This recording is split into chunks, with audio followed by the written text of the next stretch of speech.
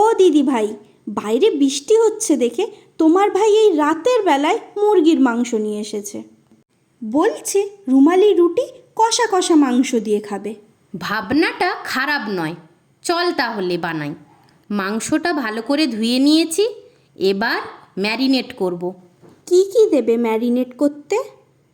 ধুয়ে রাখা মাংসের মধ্যে টক দই, হলুদ, নুন, লঙ্কা গুঁড়ো, কুচনো পেঁয়াজ ও সর্ষের তেল দিয়ে ভালো করে ম্যারিনেট করে রাখবো।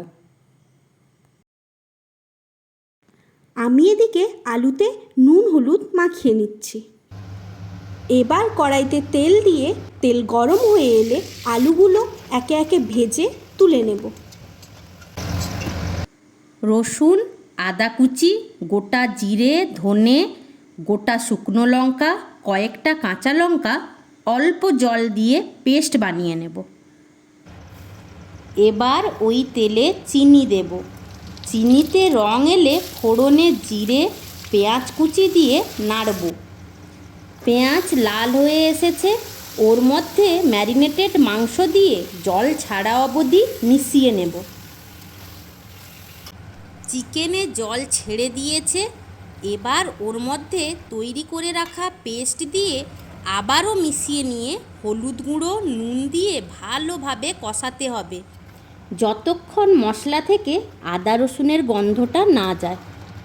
গন্ধটা চলে গেলে ভেজে রাখা আলু, টুকরো করে রাখা টমেটো দিয়ে মিশিয়ে ঢাকা দেব কিছুক্ষণ।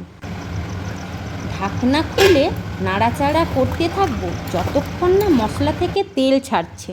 খুব সুন্দর গন্ধ বেরোচ্ছে। এবার কি তাহলে তৈরি?